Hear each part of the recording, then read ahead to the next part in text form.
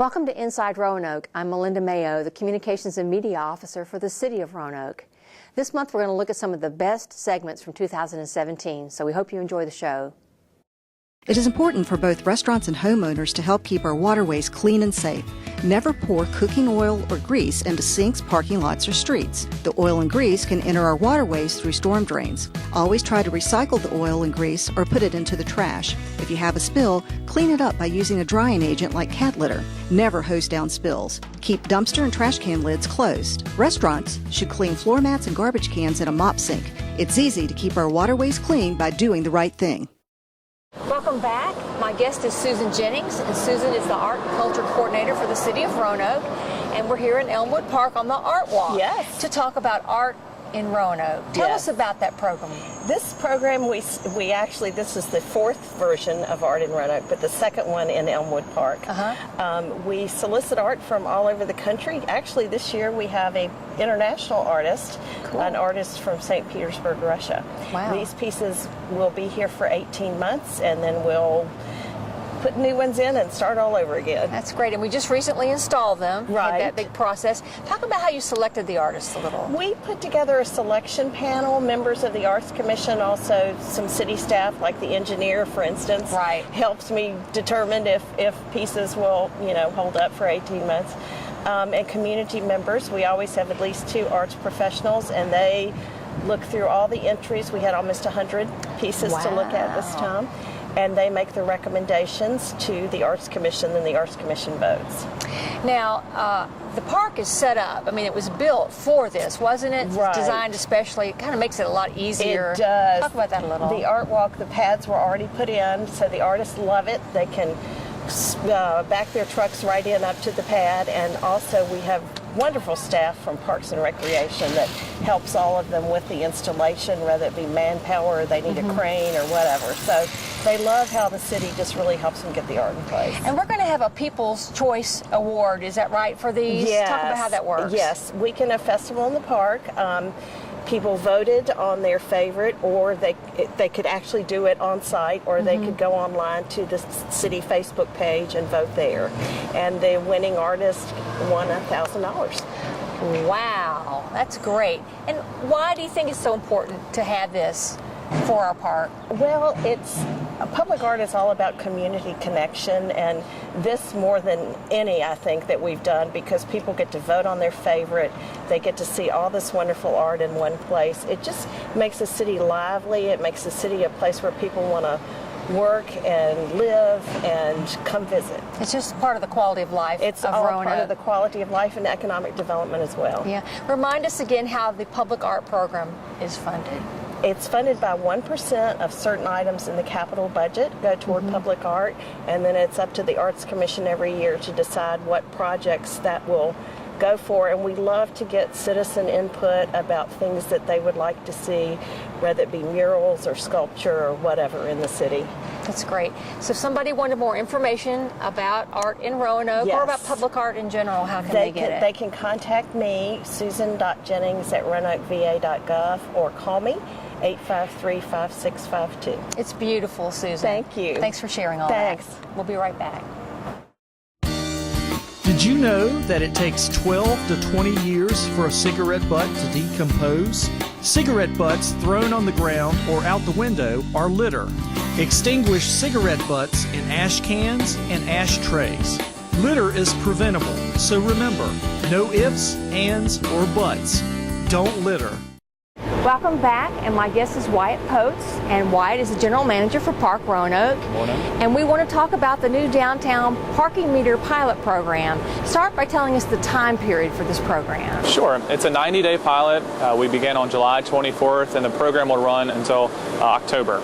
And why are we doing this program? What's the purpose behind it? Sure. Well, the goal is to promote more turnover of these high-demand spaces. The spaces that are affected are very high-demand, low-turnover areas of town, and so the meter pilots were put in those spaces. And can you explain a little bit about how they work? Sure. Somebody comes down? Sure, absolutely. Very simple, license plate based. You simply input your license plate, and you can add an hour 2 hours up to a max of 3 hours. Yeah. And again, the first hour is still free, so there's no change with the on-street in regards to the first hour. So the key thing is to register your plate, even if your trip is only taking 5 or 10 minutes. You must register your plate. And what if there's a problem? I mean, how can somebody get help if they don't know how to do it? And we're right downtown, so you can call us. Our number, 540-343-0585. You can also reach us via email, parking@parkroanoke.com. And can the people who come downtown to park, can they give you some feedback on whether they like it or don't like it? How does that? Absolutely. We encourage all the feedback during this pilot period. We have a survey on our website, parkroanoke.com, front and center on our webpage. Certainly, again, via that email address. A lot of us are out here in the field a good bit during the pilot, so you can certainly stop us on the street. What else do we need to know that we haven't talked about? Anything else you want to add about the program? Yeah, and again, it's very early on, week 2, but we're seeing results almost immediately. We're getting very good turnover.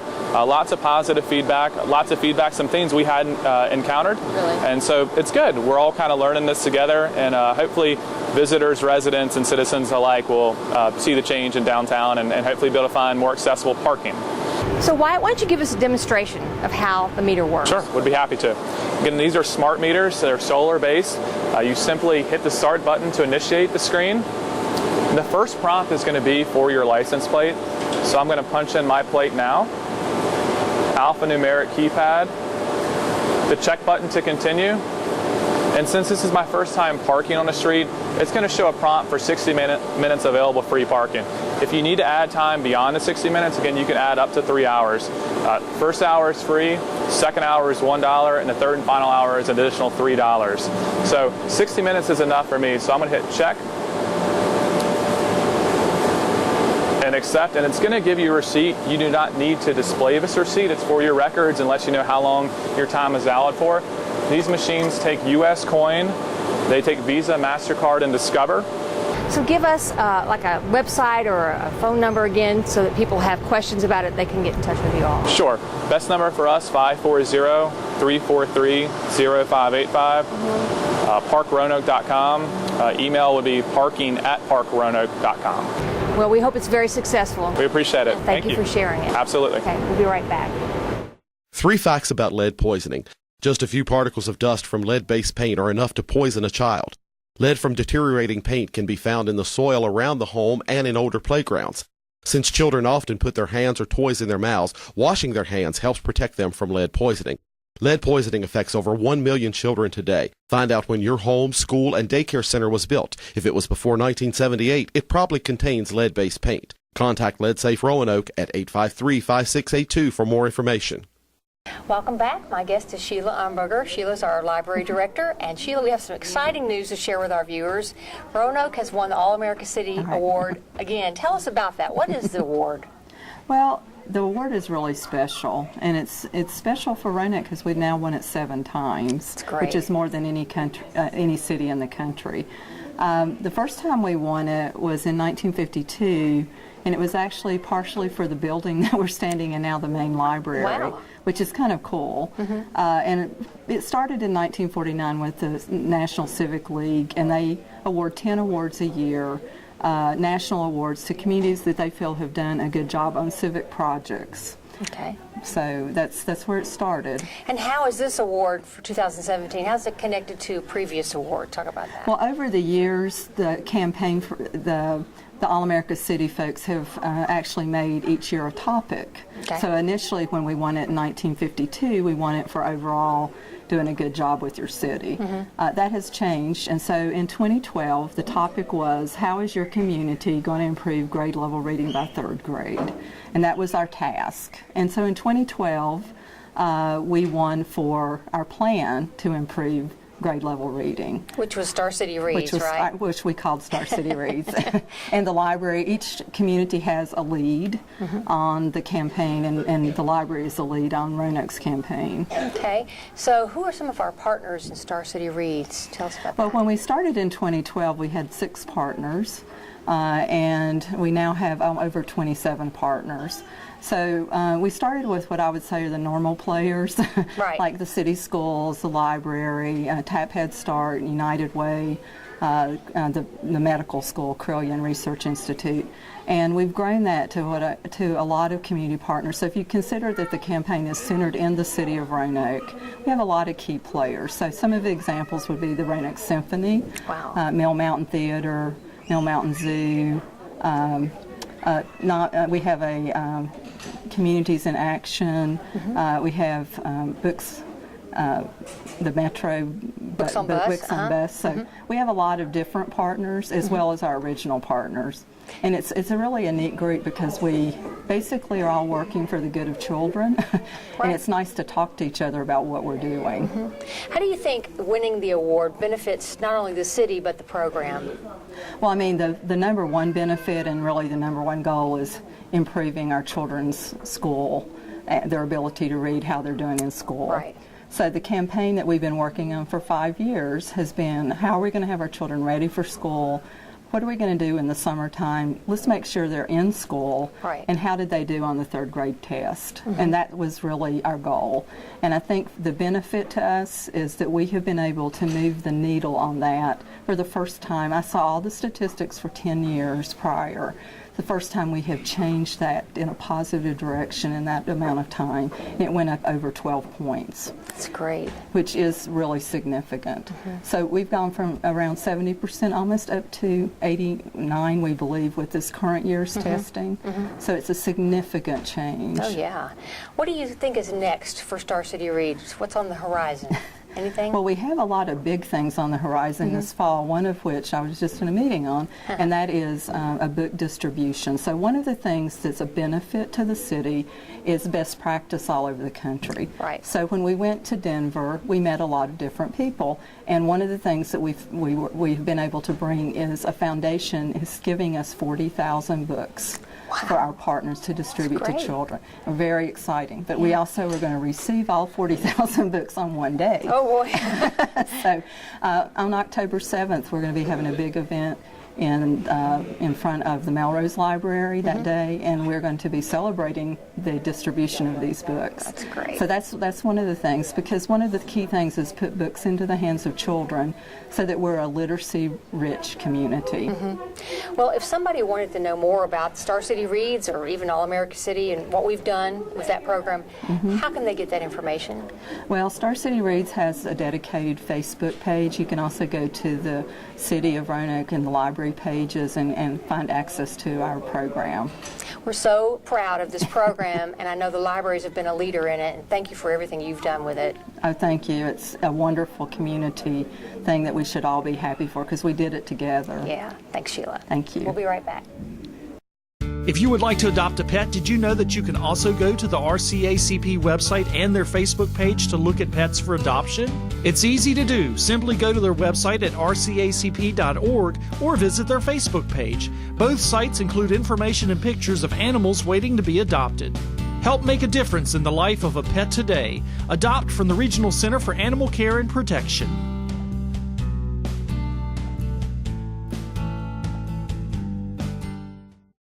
Welcome back, and my guest is Sherman Stovall. Sherman is the Assistant City Manager for Operations for the City of Roanoke.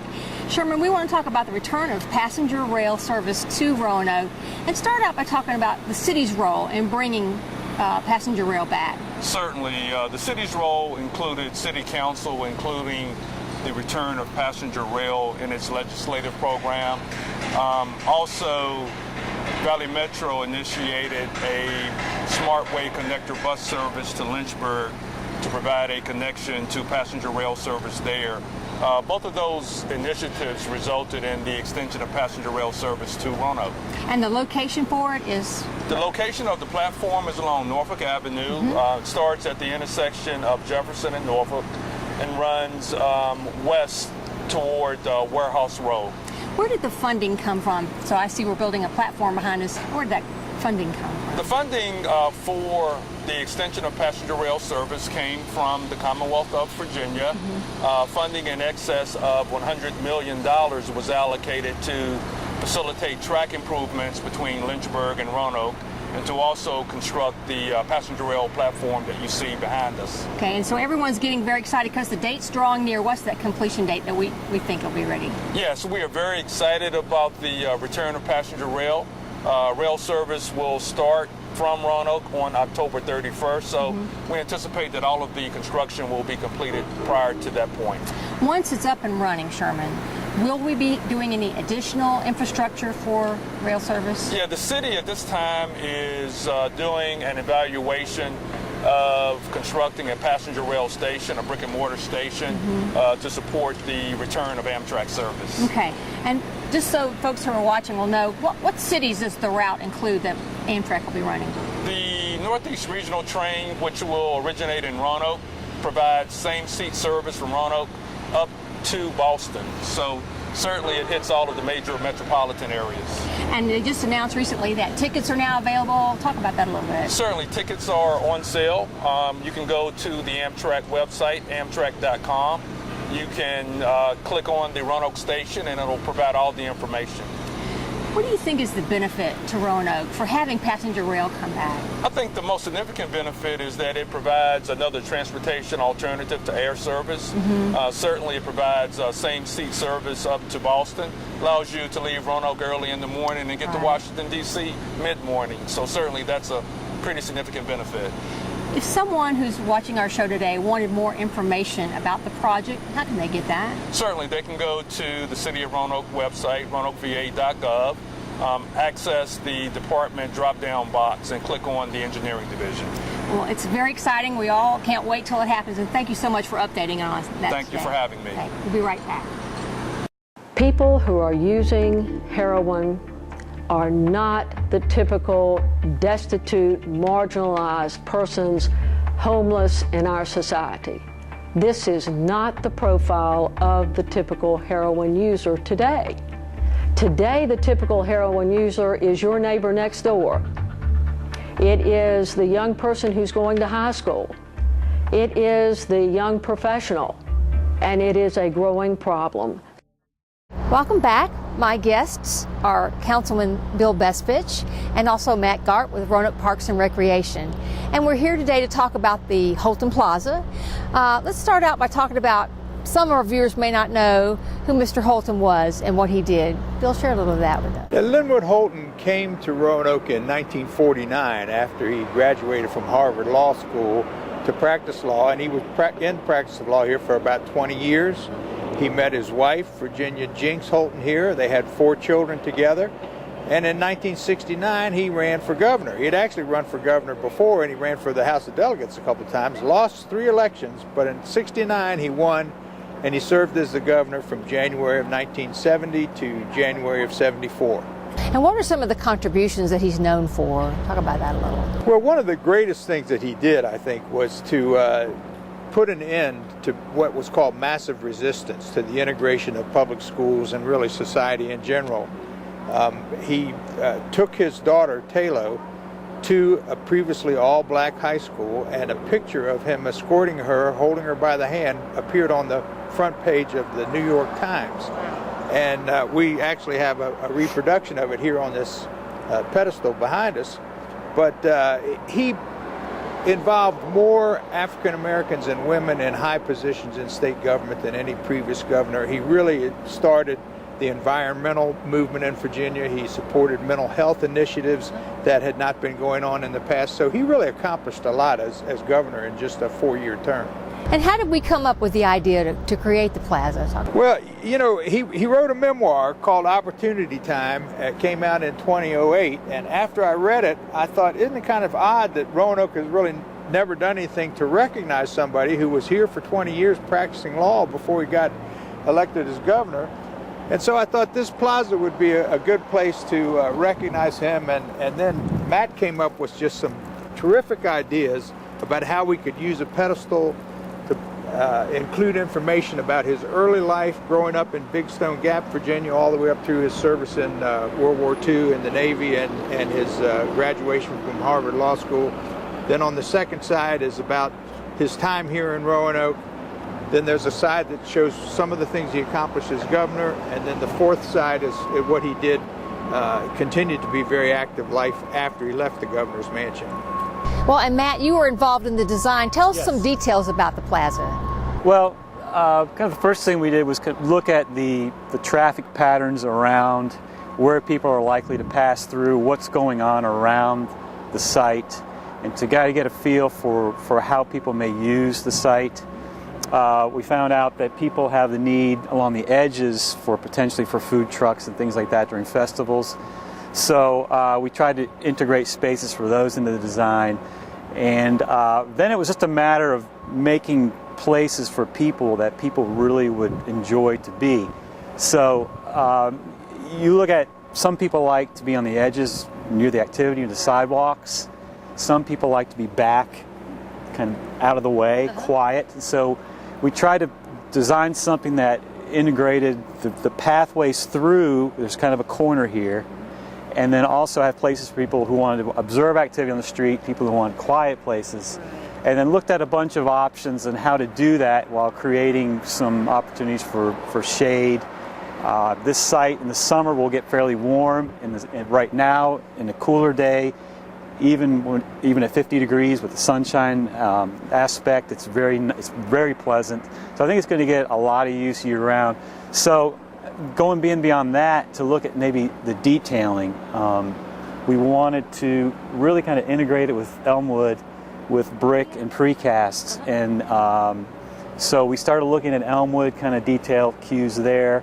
The panel in the pavement there at Elmwood, we wanted something similar here. And then, as Bill mentioned in the book, some of the things that you read about the governor, you read his inaugural address, and some of the really remarkable things that were said, groundbreaking, really fascinating things. The plaza kind of needed to tell that story. That's what these are about behind us, right? Yeah. So we thought, there's some great chapters in his life, and it works out really well with kind of 4 chapters, pre-governor, governor, life in Roanoke, and post-governor. So we can use a pedestal to tell those 4 chapters, and then we can look at the seat walls, which are on the edges, to have quotes, the really remarkable quotes from his inaugural address and from the book, to really, again, continue to tell the story of the governor. So I think it worked out exceptionally well. Really pleased with it. We have some interesting details along the edges with the tree plantings. Planters are designed to kind of capture a little bit of storm water. These are actually bald cypress, which kind of remarkably, to most people, that's a very good urban tree. So, and we have a center island here, which will have some uplights as these crepe myrtles mature. It'll be very kind of stunning at night in the evening. Talk a little bit about the timeline and the cost of the project. I believe we started looking at some design sketches in the summer of last year, started fleshing out some details. We decided on a design, I believe, in around the fall, early mid-fall, and we had a budget in the $300,000 range. The actual cost came in at $275 total for everything. Well, and Bill, I was going to ask you, tell us about, we had a ceremony that involved the family and all that. Talk about what we did to kind of push this off. Governor and Mrs. Holton and their family, including their daughter Ann Holton, who is married to Senator Tim Kaine, and many other relatives and close friends from here in Roanoke, came on October 16, and we had a dedication ceremony. And I had the honor of being able to present Governor Holton with a plaque that had a key to the city. I think all the doors are already open to Leonard Holton at this point, but now he's got a key to the city to prove it. And why do you think it's so important for our citizens to know about his legacy? Well, as I said, he really changed the course of politics in Virginia. You know, in addition to putting an end to massive resistance, he was really responsible for the recreation, I guess you could say, of a two-party system in Virginia. Prior to that, for decades, there'd basically been one-party rule with the Byrd machine. And part of the reason that he came to Roanoke in 1949, he chose Roanoke because he thought there was maybe not quite as much of some of the old plantation mentality and the old traditional Virginia values, and that he would be more successful here in Roanoke getting elected as a Republican. And people need to know that, yeah. Well, hopefully this is going to help with that. And if somebody had a question about this plaza, how could they get more information? Well, they can call Parks and Rec Department, or they could call the city clerk's office or the mayor's office, and we would be happy to help them with any additional information that they might want to know. Well, it's a beautiful plaza, and thank you so much for joining me today to tell us about it. Thank you. Sure. Thanks. We'll be right back. The Municipal Volunteer Program is designed with a focus on community outreach to encourage citizens to participate in local government. Serving as a volunteer will not only enhance your knowledge about the city, but also enrich your life and greatly benefit your community. Volunteer as an individual or with a group, every week or once a year. Whatever your skills and interests, there's an opportunity for you. If you're interested in becoming a volunteer, please complete an application by logging on to roanokeva.gov/MVP or calling 853-1801. Welcome back. My guest is Jeremy Holmes. Jeremy is the Director of Ride Solutions. And Jeremy, we want you to give us an update on the bike share program.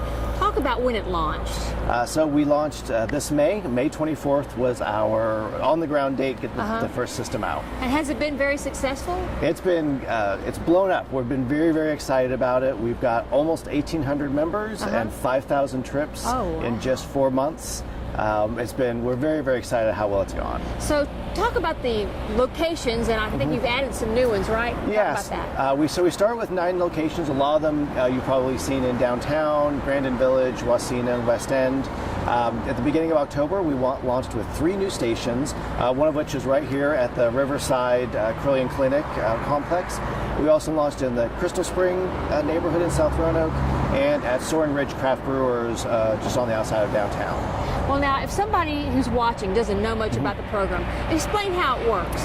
So it's really easy to access the bikes. It's basically a short-term rental. Okay. You access the bikes through a telephone app on your smartphone, or you can create an account online and access the bikes by text message.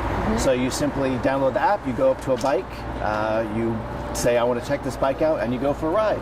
And you can check it out from any station in the system and return a bike to any other station in the system. And there's a cost involved? There is. There's either a $3 an hour hourly rental, or you become an annual member for $40. Okay. And that means every trip you take, the first hour of that trip is free. So as long as you get it from one station to another in an hour, it's a free ride. And does the app also help you pay for the...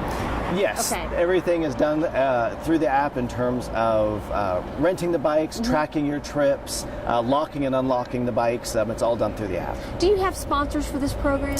Yes, we're very lucky that the program is paid for almost entirely by local sponsors. So a lot of local companies, anyone from Crillon Clinic to, like with our expansion, Hometown Bank and Soaring Ridge were both sponsors for those stations. So we rely on and really appreciate all the partners in Roanoke who have helped make this happen. Do you think this is something that is going to help Roanoke? I mean, what's the benefit of having it? So one of the exciting things about it is this really encourages more bike transportation. So, putting them in places like this where you've got access to the medical school, to Starbucks across the street. Oh, yeah. You can ride your bike from your apartment downtown or from your house in Grandin to the Greenway and go shopping or go get coffee or go to work. And that's really what we're hoping to encourage, is to make it really easy to get places on a bike with a bike that you don't have to maintain. Someone else is taking care of it, and it's always there when you need it. Anything else you'd like to say about the program that we haven't covered?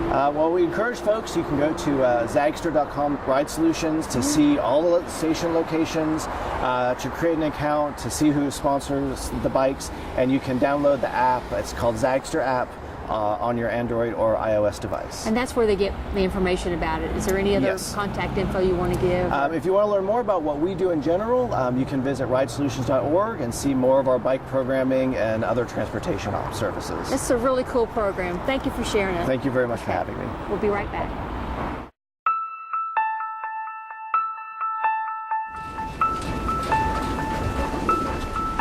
Hey, Melissa.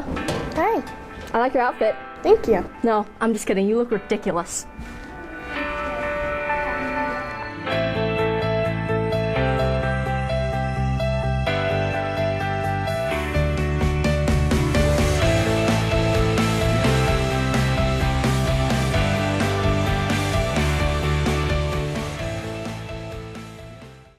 Thank you for watching Inside Roanoke, and we'll see you next month.